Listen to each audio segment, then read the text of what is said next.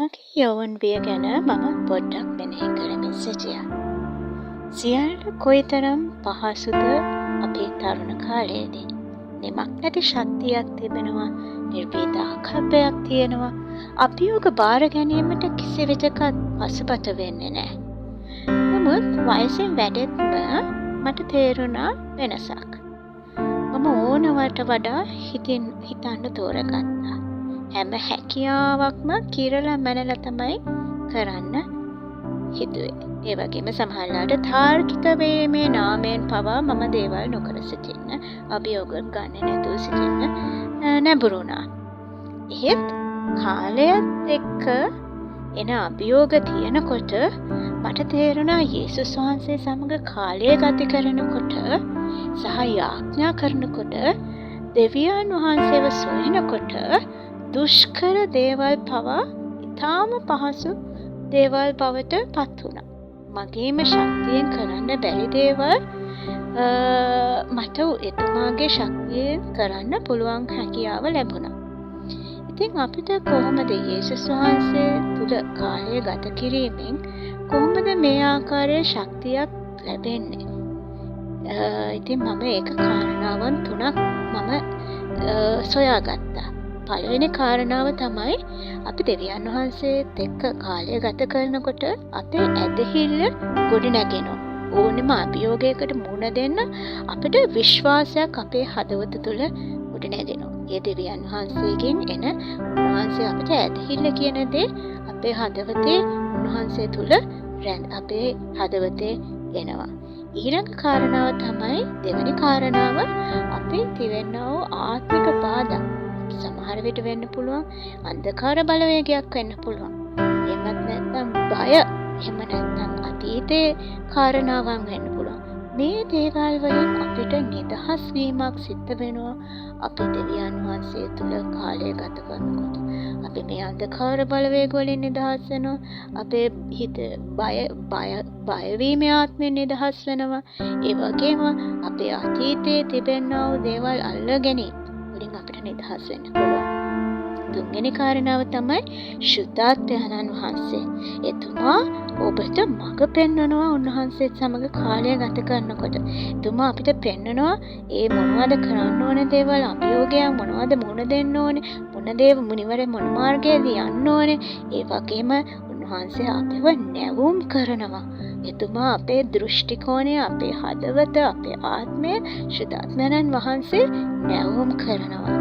ගීතාවලිය 103:5 මෙහෙම කියනවා. රාජාලියෙකු මෙන් ඔබේ යෞවනය අලුත් වන පරිදි ඔහු ඔබේ ආශාවන් යහපත් දේවලින් තෘප්තිමත් කරයි. මේක ගැන මම පොඩ්ඩක් කල්පනා කරා. රාජාලියෙක් කොහොමද ඔහුගේ යෞවනකම අලුත් කරගන්නේ? රාජාලියෙක් වයසට ගියාම ඔහුගේ ඇස් පෙනීම ඉතාම දුර්වල වෙනවා. ඒ වගේම ඔහුගේ පරණ පියාපත් නිසා පියාපත් බර වෙනවා. ඉතින් මොනවද මේ රාජාවලියා තමන්ගේ ඒ යෞවනකම අලුත් කරගන්න මොනවද මේ රාජාලිය කරන්නේ? රාජාලියෙක්ට අපි දන්නවා ඉතාම උසස් අහසටම ගමන් කරන්න පුළුවන්කම තිබෙනවා. ඉතින් රාජාලියා සූර්යයා දෙසට, සූර්යයා ළඟට ලං වෙනවා. ලං වෙලා ඒ සූර්යයා දෙස කෙලින් බලනවා. ඔහු කෙලින් බලනකොට ඔහුගේ අර මීදුම වගේ ඔහුගේ අන්ධ වෙලා තිබෙන ඇස්වල ඒ දර්ශනය පැහැදිලි වෙන්න යනවා. ඒ වගේම ඒ ඔහුගේ තිබෙනා වූ ඒ රාජාලියගේ තිබෙනා වූ පැරණි පියාපත් අර සූර්යාගේ රශ්මියට පිලිසිලා ඔහුගේ ඒ පැරණි පියාපත් ඉවත් වෙනවා. ඉතින් මේක සිදු වුණාම රාජාලියා එකපාරට කඩාගෙන වැටෙනවා. ඊට පස්සේ ඇවිල්ලා වතුරකට ජලයට කඩාගෙන වැටෙනවා. ඒ වැටුලා මේ ක්‍රියාදාමය ඔහු 3 සැරයක් මේ ආකාරයෙන් සූර්යයා දෙසට යනවා. ඔහුගේ ඇස් පැහැදිලිව ඇස් දෙක ඒ දර්ශනය ලබා ගන්නවා. ඒ වගේම ඔහුගේ පියාපත් පුලුස්සගෙන ආයෙමත් අර වතුරට ඇද වැටෙනවා. මේ ආකාරයේ 3 සැරයක් ඔහු කරාන් පස්සේ ඔහුගේ ශක්තිය යථා තත්ත්වයට පත්වනවා. ඒ වගේම තවත් කාරණාවක් තියෙනවා. රාජාලියා ඔහු වයසට යන විට කියනවා අවුරුදු 40 වගේ ලං වෙනකොට ඔහුට කෑම කන්න බැරි වෙන විදියට ඔහුගේ හොට දික් වෙනවා කියලා.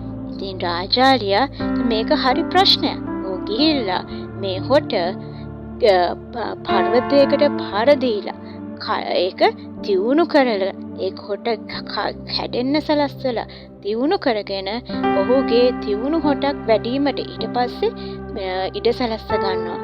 ඉතින් අපිට මේකෙන් උගන ගන්න ලස්සන ක්‍රිස්තුස් වහන්සේ තුළ අපිට අලුත් වෙන ආකාරය පිළිබඳ ලස්සන චිත්‍රයක් තිබෙනවා. ඒ තමයි ක්‍රිස්තුස් වහන්සේ අපගේ පර්වතයයි.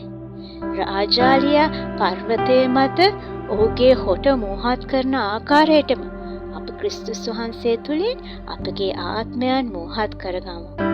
ඒ වගේම සූර්යයා දෙස කෙලින් බැලීමට රාජාලියට ඇති හැකියාව අපට මතක් කර දෙන්නේ දෙවියන් වහන්සේගේ දරුවන් ලෙස අපට බලය සහ අධිකාරය ලබා දීලා තියෙන බවයි.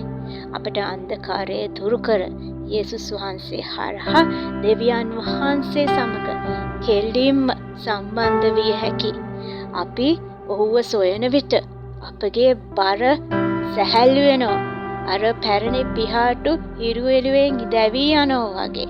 ඉතින් අපගේ ජීවිත කලක් අන්ධකාරයෙන් වැසී තිබුණු ප්‍රදේශ අර රාජාලියාගේ ඇස් ඒ පැහැදිලි වෙනවා වගේ අපේ ජීවිත පැහැදිලි වෙන්න යනවා.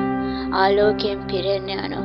රාජාලියා ජලයට ඇද වැටීම අපිට ශුද්ධාත්මයන්න් වහන්සේව මතක් කර දෙනවා. බයිබලයේ ජලය ශුද්ධාත්මයන්න් වහන්සේ සංකේතවත් කරනවා. ඉතින් අපගේ ඉදිරි ගමන සඳහා අපිව අලුත් කර ප්‍රබෝධ කර එබැවින් යේසුස් වහන්සේ තුළින් අපි තරුණයන් මෙන් අලුත් වී ඕනෙම අභියෝගයකට මුහුණ දීමට ශක්තිමත් වෙන්න පුළුවන් මේ ආකාරයෙන්. ඉතින් අපි දන්නවා බයිබලයේ පිලිප්පි 4:13 මෙහෙම පවසනවා. මාව ශක්තිමත් කරන ක්‍රිස්තුස් වහන්සේ තුළින් මට සියල්ල කළ හැකි. අද ඔබ දුර්වල හෝ බරින් පෙළෙනවා නම් මෙම වචනය ඔබ සඳහාය. යේසුස් වහන්සේ ඔබගේ ශක්තිය අලුත් කරන අතර ඔහු තුළින් ඔබට නැවත නැගිටින්න පුළුවන්. ආමේන්.